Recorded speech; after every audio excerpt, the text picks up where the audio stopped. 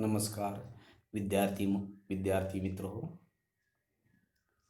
आज हम लोग 11वीं की जो अगली रचना है वो देखने के लिए तैयार है। आज हम लोग डॉक्टर सुनील केशव देवधर, उनकी रचना है कलम का सिपाही। कौन सी? कलम का सिपाही। प्रेमचंद पर केंद्रित रेडियो रूपक है ये। देख लीजिए, प्रेमचंद हिंदी के जाने माने कहानीकार है, उपन्यासकार है, और उसी के ऊपर प्रेमचंद जी पर रेडियो रूपक के रूप में डॉक्टर सुनील केशव देवधर की ये रचना हम देखने वाले हैं। तो देखिए, शीर्षक का नाम जो है कलम का सिपाही, प्रेमचंद पर केंद्रित रेडियो रूपक। लेखक परिचय या साहित्यिक परिचय देखते समय हम सबसे पहले लेखक का परिचय देखना आरंभ करते हैं या देखने की कोशिश करते हैं। देख लीजिए, सुनील केशव देवधर जी का जन्म। सुनील केशव देवधर जी का जन्म 21 जुलाई 1956 को छतरपुर मध्य प्रदेश में हुआ। हाँ, आप लोगों को तो मालूम है कि हिंदी साहित्य के अंतर्गत आने वाले जो साहित्यिक है ज़्यादातर हिंदी इलाकों में से, यानी कि मध्य प्रदेश, उत्तर प्रदेश, बिहार, दिल्ली, महाराष्ट्र, इन्हीं के हो जाते। तो देखिए, ये बात हमने बता दी है कि 21 जुलाई 1956 को छतरपुर में उनका जन्म। आपने बीसीजी पत्रकारिता के रूप में एमए अर्थशास्त्र और हिंदी तथा बुंदेलखंड विश्वविद्यालय से पीएचडी की उपाधि प्राप्त की। यानी कि उनकी साहित्यिक उनकी शिक्षा दीक्षा के प्रति आप लोगों को मैंने बात कही है।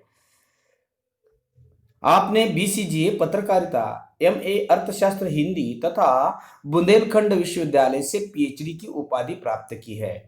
रोचकता आपके रेडियो रूपक लेखन की विशेषता है। क्या है? रोचकता आपके रेडियो रूपक लेखन की विशेषता है। अभिनय तथा संवाद लेखन के रूप में आप फिल्मों से भी जुड़े हुए हैं। आप ऐसे सृजनधर्मी है जो आकाशवाणी के कार्यक्रमों को साहित्यिक रूप देने की क्षमता रखते हैं। क्या कहा? आप ऐसे सृजनधर्मी हैं जो आकाशवाणी के कार्यक्रमों को साहित्यिक रूप देने की क्षमता रखते हैं। इस प्रकार की उनकी पहचान। जन्म 21 जुलाई 1956, छतरपुर मध्य प्रदेश में। ये जानकारी हम अन्य हासिल करने के बाद या जीवन परिचय, लेखक परिचय देखने के बाद हम फिर दूसरी पादान पर यानी कि प्रमुख कृतियों पर आ जाते हैं। देखिए, मत खींचो अंतर रेखाएं काव्य संग्रह। क्या है? मत खींचो अंतर रेखाएं काव्य संग्रह। मोहन से महात्मा, यानी कि आप लोगों को पता है महात्मा गांधी जी, मोहनदास से महात्मा कैसे बने। मोहन से महात्मा, आकाश में घूमते शब्द, ये रूपक संग्रह है। संवाद अभिशेष है, संवादों के आईने में साक्षात्कार इत्यादि, ये उनकी रचनाएं हैं। कौन कौन सी रचनाएं हैं? मत खींचो अंतर रेखाएं काव्य संग्रह, मोहन से महात्मा, आकाश में घूमते शब्द, रूपक संग्रह, संवाद अभिशेष है, संवादों के आईने में, ये साक्षात्कार इत्यादि इत्यादि। तो ये प्रमुख कृतियों के बारे में जानकारी प्राप्त करने के बाद या हासिल करने के बाद हम फिर अगले पॉइंट पर यानी कि विधा परिचय की ओर आ जाते हैं। विधा परिचय में कौन सी बात कही है? देख लीजिए, आज तक हमने कहानी विधा देखी, लघु कथाएं देखी, या निबंध विधा देखी, परंतु अब यह रेडियो रूपक। विधा परिचय में उन्होंने आप लोगों को समझाने का प्रयास किया है। किसके द्वारा? रेडियो रूपक के द्वारा। रेडियो रूपक एक विशेष विधा है। उनका कहना है रेडियो रूपक एक विशेष विधा है जिसका विकास नाटक से हुआ है। कहने का मतलब क्या है? नाटक के बाद नाटक विधा से रेडियो रूपक यानी कि लघु रूपक सामने आया है, जिसका विकास नाटक से हुआ है। रेडियो रूपक का क्षेत्र विस्तृत है, और ये भी उन्होंने बता दिया है, रेडियो रूपक का जो क्षेत्र है ना, वह विस्तृत है। दृश्य अदृश्य जगत के किसी भी विषय, देखिए, दृश्य और अदृश्य जगत के किसी भी विषय, वस्तु या घटना पर रूपक लिखा जा सकता है। रूपक किस पर लिखा जाता है? दृश्य और अदृश्य जगत के किसी भी विषय, वस्तु या घटना पर रूपक लिखा जा सकता है। इसके प्रस्तुतिकरण का ढंग सहज, प्रवाही तथा संवादात्मक होता है। इसके प्रस्तुतिकरण का ढंग सहज, प्रवाही तथा संवादात्मक होता है। विकास की वास्तविकताओं को उजागर करते हुए जनमानस के इन गतिविधियों में सहयोगी बनने की प्रेरणा देना। क्या बनना? सहयोगी बनने की प्रेरणा देना रेडियो रूपक का उद्देश्य होता है। रेडियो रूपक का उद्देश्य क्या होता है? सहयोगी बनने की प्रेरणा देना रेडियो रूपक का उद्देश्य होता है। और इसके लिए विष्णु प्रभाकर, लक्ष्मी नारायण लाल, रेखा अग्रवाल, कन्हैयालाल नंदन, लोकनंदन, सोमदत्त शर्मा आदि ने रेडियो रूपक को समृद्ध कराने में अपना योगदान दिया है। कहने का मतलब यह है, जो रेडियो रूपककार है उनमें से जो इन्हें गिने जो कोई लोग दिखाई देते हैं, इनमें से सबसे पहले विष्णु प्रभाकर, दूसरे नाम पर है लक्ष्मी नारायण लाल, रेखा अग्रवाल, कन्हैयालाल नंदन, लोकनंदन, सोमदत्त शर्मा इत्यादि रेडियो रूपक के रचनाकार है। यह बात विधा परिचय को आप लोगों के सम्मुख रखने के बाद हम लोग फिर अपने उचित स्थान पर आ जाते हैं, पाठ परिचय पर। देखिए, पाठ परिचय क्या है? प्रस्तुत रेडियो रूपक, ये जो रेडियो रूपक है ना, वह प्रस्तुत रेडियो रूपक उपन्यास सम्राट प्रेमचंद जी पर आधारित है। जो ये व्यक्ति है ना, कौन? आपने देखा ना, दृश्य और अदृश्य जगत के किसी भी विषय, वस्तु या घटना पर रूपक लिखा जा सकता है। तो ये जो रूपक है ना, वह रूपक उपन्यास सम्राट प्रेमचंद जी पर आधारित है। किसान और मजदूर वर्ग के मसीहा, उनकी विशेषता क्या है? किसान और मजदूर वर्ग के मसीहा प्रेमचंद जी की रचनाएं आज भी प्रासंगिक है। कैसे? देख लीजिए, जो किसान और मजदूर वर्ग के मसीहा प्रेमचंद जी रहे हैं, उनकी रचनाएं आज भी प्रासंगिक है, उपयुक्त है। साहित्य द्वारा प्रेमचंद जी ने जीवन के मूल तत्वों, साहित्य के द्वारा प्रेमचंद जी ने जीवन के मूल तत्वों और सत्य को सामंजस्यपूर्ण दृष्टि से प्रस्तुत किया है। कैसे किया है? जीवन के मूल तत्वों और सत्य को सामंजस्यपूर्ण दृष्टि से प्रस्तुत किया है। सामाजिक और आर्थिक दृष्टि से समाज को विकास की दिशा प्रदान करना ही उनकी साहित्य रचनाओं का उद्देश्य था। किस प्रकार? सामाजिक और आर्थिक दृष्टि से समाज को विकास की दिशा प्रदान करना या विकास की दिशा देना ही उनकी साहित्य रचनाओं का उद्देश्य रहा है। और लेखक ने यहाँ साहित्यकार प्रेमचंद जी के व्यक्तित्व और कृतित्व को रोचक ढंग से प्रस्तुत किया है। और जो डॉक्टर सुनील केशव देवधर है ना, उन्होंने बहुत अच्छे खासे ढंग से लेखक ने साहित्यकार प्रेमचंद जी के व्यक्तित्व और कृतित्व को रोचक ढंग से प्रस्तुत किया है। तो अब हम लोग ये देख लीजिए, प्रेमचंद जी के ऊपर जो कोई रूपक है, रेडियो रूपक है, वह देखने के लिए।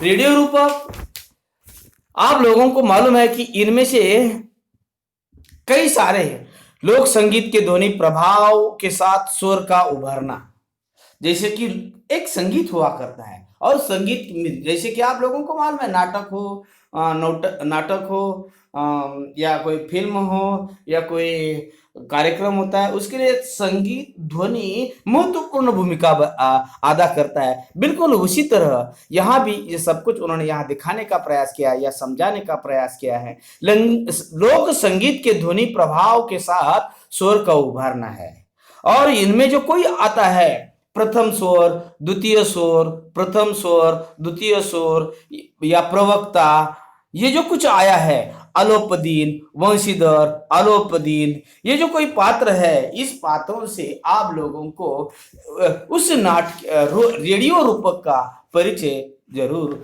हो जाएगा और उसके प्रेमचंद जी के कर्तृत्व और उसके साहित्य की प्रचिति हम लोगों को जरूर आ जाएगी। तो देखिए क्या है उसमें। प्रथम स्वर हम लोग आप लोगों के सामने रखते हैं। प्रथम स्वर में क्या कहा है? प्रथम स्वर हिंदी के उपन्यास तथा कहानी का विकास यात्रा, हिंदी के उपन्यास और कहानी का विकास यात्रा, सामयिक जीवन की विशालता, अभिव्यक्ति का खरापन, पात्रों की विविधता, सामाजिक अन्याय का घोर विरोध, मानवीय मूल्यों से मित्रता और संवेदना, साहित्य की साधना, धन का शत्रु और किसान वर्ग का मसीहा यानी मुंशी प्रेमचंद जी। प्रथम स्वर में दे दिखा है। और द्वितीय स्वर में मुंशी प्रेमचंद, जिन्होंने अपने युग की चुनौतियों को सामाजिक धरातल पर स्वीकारा और नकारा। उन्होंने इन समस्याओं और मान्यताओं को जीते जागते चित्र उपस्थित किए, जो मध्यम वर्ग, किसान, मजदूर, पूंजीपति, समाज के दलित और शोषित व्यक्तियों के जीवन को संचालित करती है। इसके अलावा प्रथम स्वर में कहाँ है या प्रथम स्वर कहता है उनका साहित्य सृजन विपुल था। उनका साहित्य सृजन विपुल था, लेकिन विपुलता ने उनके लेखन की गुणवत्ता को कभी ठेस नहीं पहुंचाई। उनका साहित्य विपुल था, सृजन विपुल था, लेकिन विपुलता ने उनकी लेखन की गुणवत्ता को कभी ठेस नहीं पहुंचाई। उपन्यास को हो अथवा कहानी, उसमें कहीं भी कोई कमी नहीं आने दी। प्रेमचंद जी के बारे में कहा है ये। उपन्यास हो या अथवा कहानी, उसमें कहीं भी कोई कमी नहीं आने दी। द्वितीय स्वर है, द्वितीय स्वर का कहना है या द्वितीय स्वर में समय की धड़कनों से जुड़े सजग आदर्शवादी और साथ ही प्रामाणिकता के संवेग को अपने आप में धारण करने वाले इस कलम के सिपाही की कृतित्व की स्थायी देन की ऐसी मुहावरदार और सहज भाषा है जो पहले कभी नहीं थी।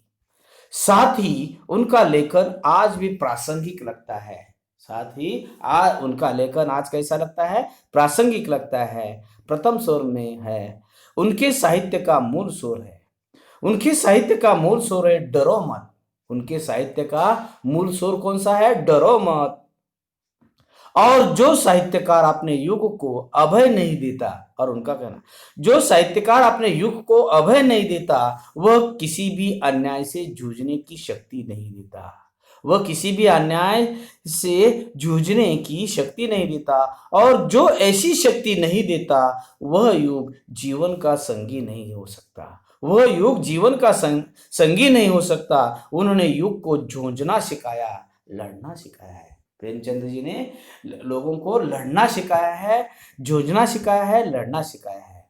और द्वितीय स्वर में लेकिन प्रेमचंद्र आज भी जीवन से जुड़े हुए हैं।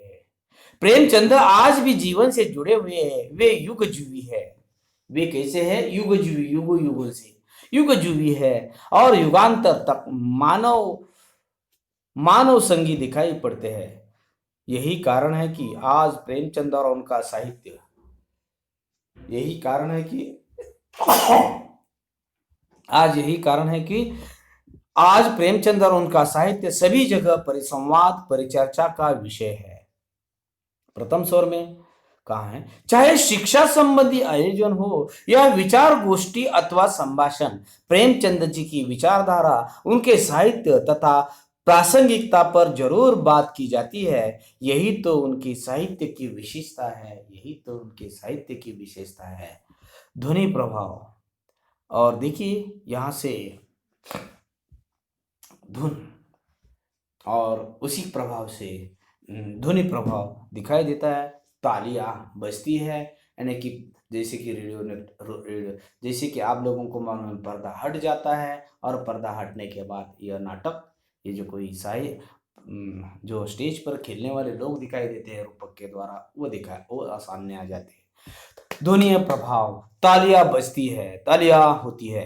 और प्रवक्ता, प्रवक्ता यानी कि निर्देशन करने वाला या सूत्र संचालन करने वाला प्रवक्ता, वक्तव्य की शैली में। आज जब हम प्रेमचंद की बातें करते हैं तो अपने आप ही सामाजिक व्यवस्था के कई कई पहलू भी हमारे सामने आ जाते हैं। आज जब हम लोग प्रेमचंद जी की बात करते हैं तो अपने आप ही सामाजिक व्यवस्था के कई पहलू भी हमारे सामने आ जाते हैं, जो कि प्रेमचंद जी की प्रासंगिकता को उजागर करते हैं। जो क्या करते हैं? प्रेमचंद जी की प्रासंगिकता को। प्रेमचंद यदि आज भी प्रासंगिक और महान है तो वह इसलिए कि उन्होंने किसानों के मानसिक गठन और मध्यम वर्गों तथा दलितों और पिछड़े हुए लोगों के दृष्टिकोण को उस समय गहरे विश्वास और उत्साह के साथ वाणी दी। आज क्यों प्रसिद्ध ये दिखाई देते हैं प्रासंगिक? तो उन्होंने मानसिक गठन और मध्यम वर्ग तथा दलित और पिछड़े हुए लोगों के दृष्टिकोण से उस समय गहरे विश्वास और उत्साह के साथ वाणी दी, आवाज दी।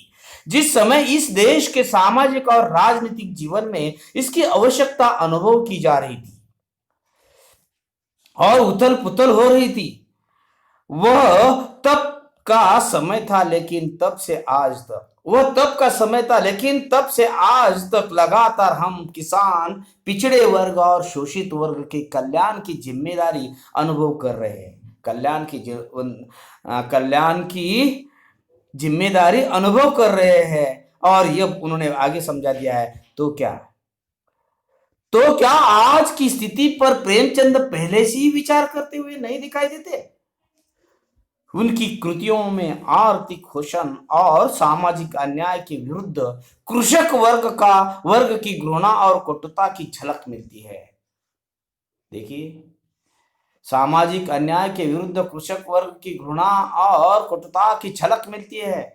प्रेमचंद जी का व्यक्तित्व तब सबसे अधिक विकसित होता है जब वह निम्न मध्यम वर्ग और कृषक वर्ग का चित्रण करते हुए अपने युग की प्रतिगामी शक्तियों का भी विरोध करते हैं और एक श्रेष्ठ विचारक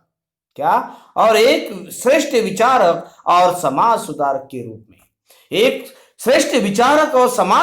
के रूप में प्रकट होते हैं। इनका विचारक जिसे इनके साहित्यकार से अलग नहीं किया जा सकता, बदलती परिस्थितियों के अनुरूप तथा निजी अनुभवों के कारण बदलता भी रहा है और इसीलिए यह मूलतः सामाजिक होकर भी अपना कलेवर बदलता रहता है। सामाजिक होने पर भी अपना कलेवर बदलता रहता है।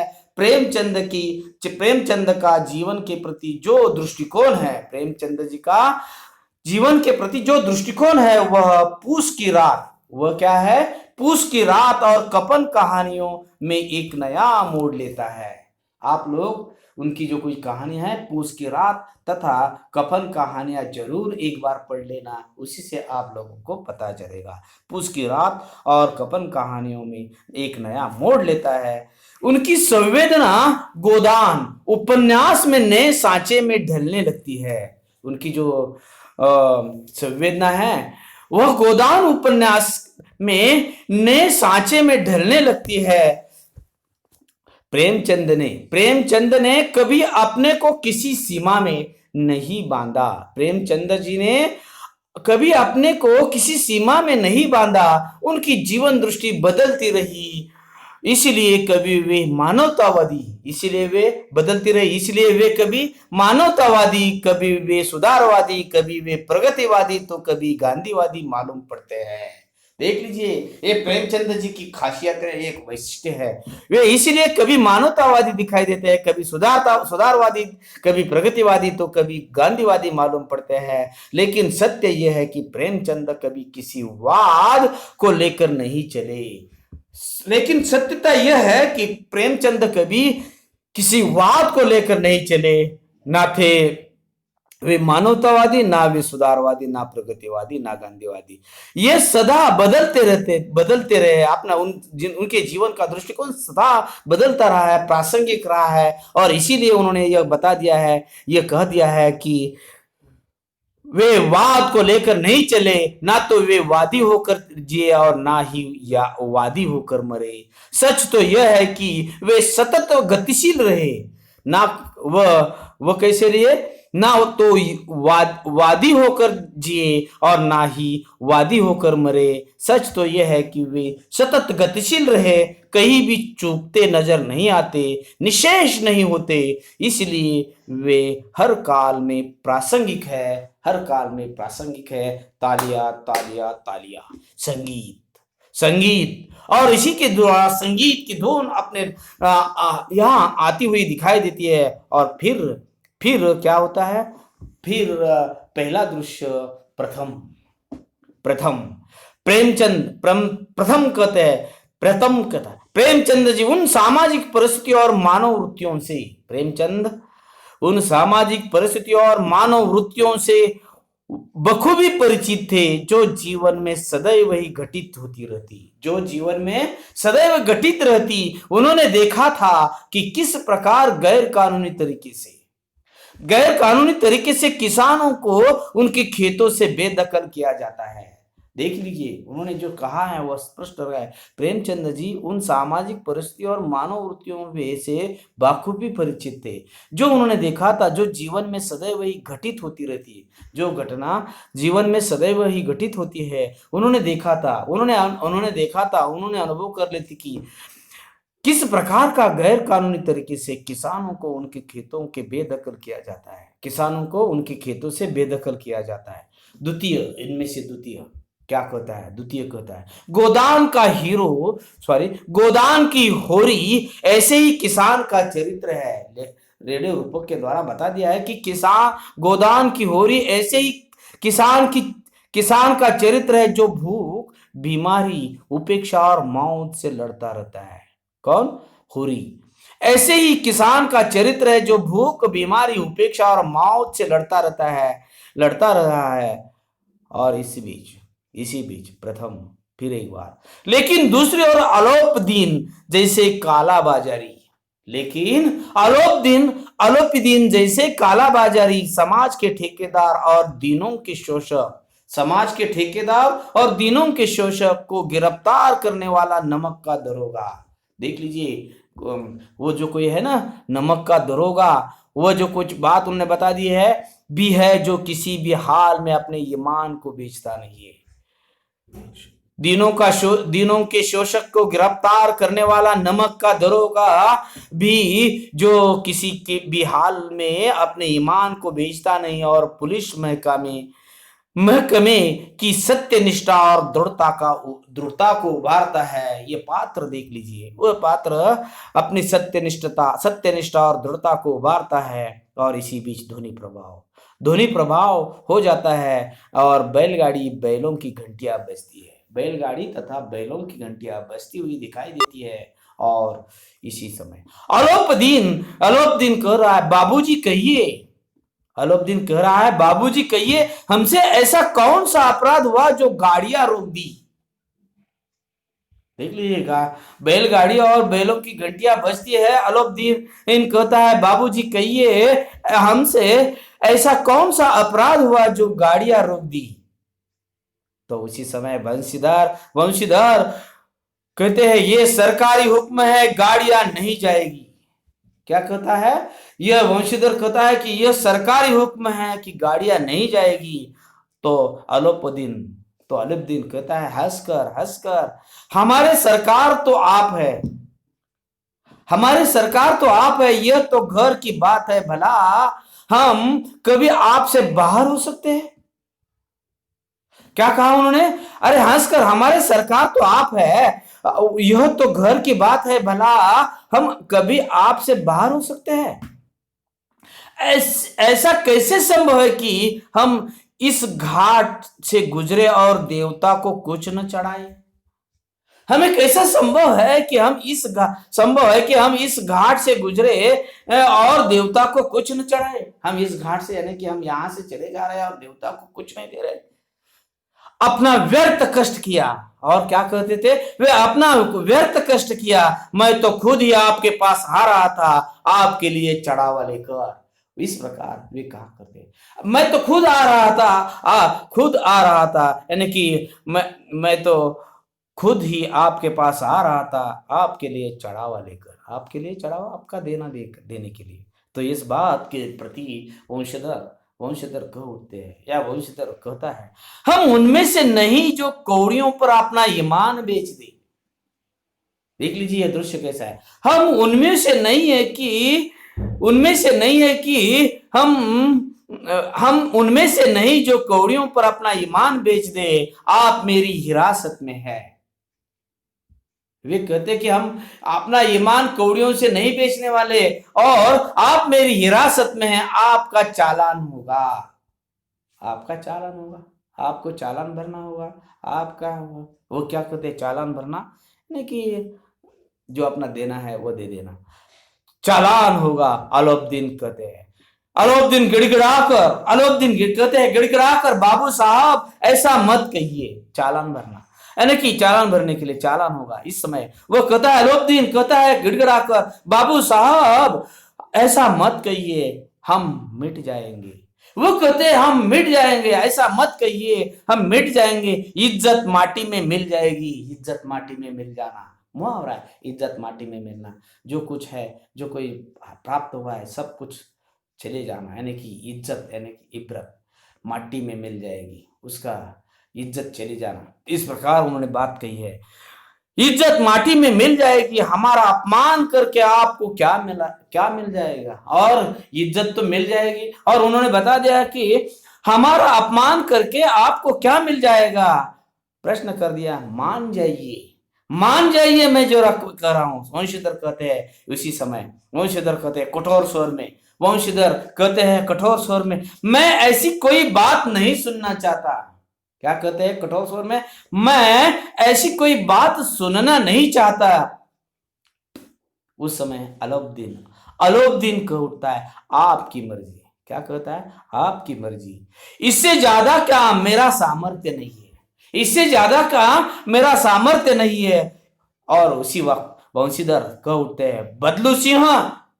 वह कहते हैं, वंशीधर कह उठते हैं, बदलू सिंह तुम देखते क्या हो, हिरासत में लो, यानी कि एक प्रकार का हुक्म देते हुए दिखाई देते हैं। और वे अपने साथी बदलू सिंह को कहते हैं, तुम देखते क्या हो, हिरासत में लो। उसी समय अलाउद्दीन कह उठता है, बाबू साहब ईश्वर के लिए मुझ पर दया कीजिए। हिरासत में लेने की बात कही गई तो वह क्या उठता है, अलाउद्दीन कह उठता है, बाबू साहब ईश्वर के लिए मुझे दया कीजिए, मैं 25,000 पर निपटारा करने के लिए तैयार हूं।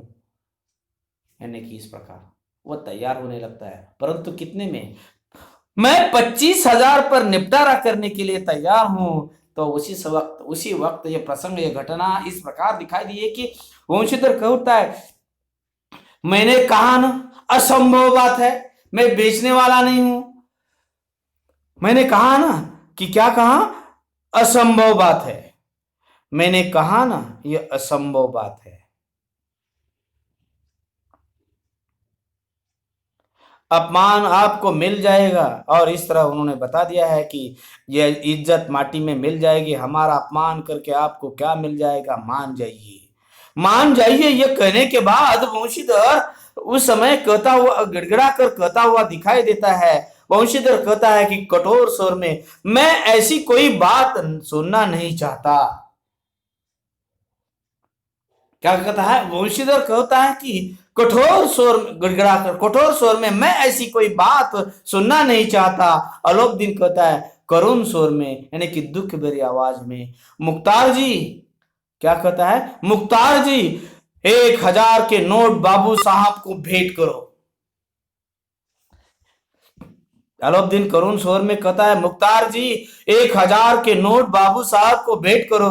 वंशीधर कहता है, कड़क कर कहता है, सेठ अलाउद्दीन 1000 नहीं 1,00,000 भी मुझे सच्चे मार्ग से नहीं हटा सकते। यानी कि जिस प्रकार हम एक दूसरे को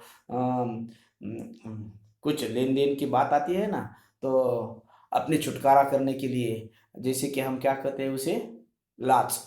जैसे कि उन्होंने बता दिया है कि इस मार्ग से हटने के लिए उन्हें क्या कर रहा है, वो करुण स्वर में मुख्तार जी कह रहे हैं कि अलाउद्दीन कह रहा है करुण स्वर में मुख्तार जी को 1000 के नोट बाबू साहब को भेंट करो। तो उसी समय वंशीधर कह उठते हैं, वंशीधर कड़क कर वो कहते हैं, सेठ अलाउद्दीन 1000 नहीं 1,00,000 भी मुझे सच्चे मार्ग से नहीं हटा सकते। यानी कि सच्चा यानी कि वह किसी के द्वारा बिकने वाला नहीं है। 1000 नहीं 1,00,000 भी मुझे सच्चे मार्ग से यानी कि सच्चाई से हटा नहीं सकते। अलाउद्दीन कहता है आपकी मर्जी। तो उस समय अलाउद्दीन कहते हैं आपकी मर्जी, इससे ज्यादा का मेरा सामर्थ्य नहीं है। अब इससे ज्यादा मेरा सामर्थ्य नहीं है, आपकी मर्जी, ये कहते हुए दिखाई देते हैं। और उसी समय वंशीधर कह उठता है, बदलू सिंह तुम देखते क्या हो, हिरासत में लो। ये तुम्हें देखते क्या हो, हिरासत में लो। तो अलाउद्दीन कहता है, बाबू साहब ईश्वर के लिए मुझ पर दया कीजिए, बाबू साहब ईश्वर के लिए मुझ पर दया कीजिए। मैं 25,000 पर निपटारा करने के लिए तैयार हूं। क्या करने के लिए? 10,000 1,000 नहीं, वह क्या कर रहा है 25,000 पर निपटारा करने के लिए। यह संकट जो है ये निपटाने के लिए, ये कितने रुपए देने के लिए? 50,000। मैं 50,000 निपटारा करने के लिए तैयार हूं। तो उसी समय वंशीधर कहता है, मैंने कहा न असंभव बात है, मैंने कहा ना असंभव बात है। तो उस समय अलाउद्दीन कहता है, ठीक है 30,000। 30,000। वंशीधर, नहीं नामुमकिन है। ठीक, नहीं नामुमकिन है। अलाउद्दीन, क्या कहा हुजूर? क्या कहा हुजूर? 40 पर भी नहीं। दोनों के बीच संवाद है, दोनों के बीच ये नाटक रूपक है। ये दो कहते हैं कि वंशीधर के सवाल का जवाब इस प्रकार देता है कि अलाउद्दीन कहता है 30,000। वंशीधर कहता है नहीं नामुमकिन है। अलाउद्दीन कह उठता है, क्या कहा हुजूर? 40 पर भी नहीं। वंशीधर कहते 40,000 नहीं 40 लाख पर भी नहीं। अरे 40,000 नहीं 40 लाख पर भी नहीं। बदलू सिंह, इस आदमी को अभी हिरासत में लो। बदलू सिंह, इस आदमी को पहले हिरासत में लो, अभी हिरासत में लो। मैं एक शब्द भी सुनना नहीं चाहता। यह समझता क्या है मुझे? एक शब्द भी नहीं सुनना चाहता, ये समझता है क्या मुझे? ये कहते हुए दिखाई देते हैं। और वो आगे अगला जो कोई प्रसंग है वह इस प्रकार का है, देख लीजिए। ध्वनि प्रभाव बैलगाड़ियों का और होता हुआ दिखाई देता है। और इसी बीच प्रथम स्वर, तो ऐसा है प्रेमचंद का पात्र, कहानी का नायक, जिसे कोई भी प्रलोभन आकर्षित नहीं कर पाता। देख लीजिए, उन्होंने यह समझा दिया है प्रथम स्वर में कि तो ऐसा है प्रेमचंद का पात्र, कहानी का नायक, जिसे कोई भी प्रलोभन आकर्षित नहीं कर पाता। क्या आज भी हम ऐसी दृढ़ता और ईमानदारी की अपेक्षा नहीं करते? ये प्रासंगिकता देख लीजिए, उन्होंने यही बता दिया कि क्या आज भी हम ऐसी दृढ़ता और ईमानदारी की अपेक्षा नहीं करते। उसी समय द्वितीय स्वर कहते हैं, साहित्यकार के साहित्य पर उसके व्यक्तित्व की छाप होती है। कहते हैं साहित्यकार के साहित्य पर उसके व्यक्तित्व की छाप होती है। तो क्या प्रेमचंद अपने व्यक्तिगत जीवन में इतने ही दृढ़ और सहज थे? यह सवाल फिर उठा है कि इतने ही दृढ़ और सहज थे। तो प्रथम स्वर का उठता है, नहीं, निस्संदेह वे लेखक के नाते तो महान ही है, महान है ही। मनुष्य के नाते तो वे और भी महान है। मनुष्य में वे किसी भी तरह बड़े नहीं मालूम पड़ते। मनुष्य में उन्होंने बता दिया है कि देखने में वे किसी भी तरह बड़े नहीं मालूम पड़ते। उनकी दुबली पतली साधारण सी देह उनकी द्वारा झेले गए कष्टों की सूचना देती थी। भाग्य कभी उनके अनुकूल नहीं रहा। तो देखिए, ये जो कोई स्वर की बात है वह समझाने के लिए उपयुक्त है। उन्होंने बता दिया भाग्य कभी उनके अनुकूल नहीं रहा। अब द्वितीय स्वर में, दूसरों के हृदय को मोहने वाला उनका आचरण, सीधा साधा ढंग, सहज बर्ताव, इन सभी बातों ने उनको अपरिचित और परिचित की दृष्टि में उठा दिया था। उन्होंने कैसे समझा दिया? दूसरों के हृदय में मोहने वाला उनका आचरण आचरण आचार व्यवहार, सीधा साधा ढंग, सहज बर्ताव, इन सब बातों ने उनकी अपरिचित और परिचित की दृष्टि में उठा दिया था। उनमें सदैव बालकों सा भोलापन और सरलता थी। उनमें सदैव बालकों सा भोलापन और सरलता थी। प्रथम स्वर प्रेमचंद की सबसे बड़ी विशेषता है। प्रथम स्वर कहता है प्रेमचंद जी की सबसे बड़ी विशेषता है उनकी कहानियां और नाटकों की व्याप्त मानवीय संवेदना। प्रेमचंद जी के साहित्य की सबसे बड़ी विशेषता क्या रही है? उनकी उनकी कहानियां और नाटकों में व्याप्त मानवीय संवेदना। द्वितीय स्वर का उठता है अमर कथा साहित्य की रचना के साथ साथ उन्होंने युग जीवन के सभी पक्षों पर अपनी नजर डाली है। अमर कथा साहित्य के साथ साथ रचना के साथ साथ उन्होंने युग जीवन के सभी पक्ष और अपनी नजर डाली है। युग चेतना के लिए जागरण निकाला। युग चेतना के लिए उन्होंने जागरण निकाला। विभिन्न भाषाओं के साहित्य को एक दूसरे से परिचित कराने के लिए हंस का प्रकाशन किया। उनकी साहित्यिक महत्वाकांक्षाएं सर्वोपरि थी, यानी कि उनका जो जागरण पत्रकारिता के लिए हंस का प्रकाशन किया वह उनकी साहित्य महत्वाकांक्षाएं सर्वोपरि थी। प्रथम स्वर होता है प्रगतिशील आंदोलन, विचार उत्तेजक निबंध, व्याख्यान आदि ने साहित्य भाषा और साहित्यकार के दायित्व को और जनसाधारण का ध्यान आकर्षित किया और साथ ही संदर्भ और समाधान भी दिए।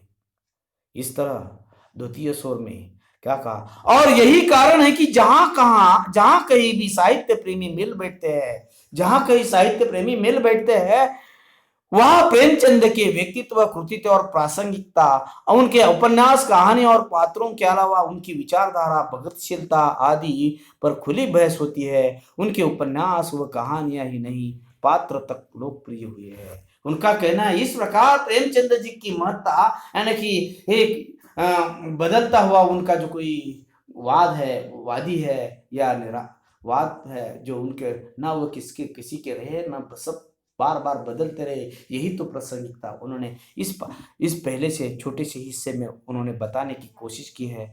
फिर परिवर्तन होता हुआ दिखाई देता है, परिवर्तन संगीत, और इसी के साथ परिचर्चा शैली में बातचीत के बारे में हम देखने वाले हैं। यहाँ तक बस।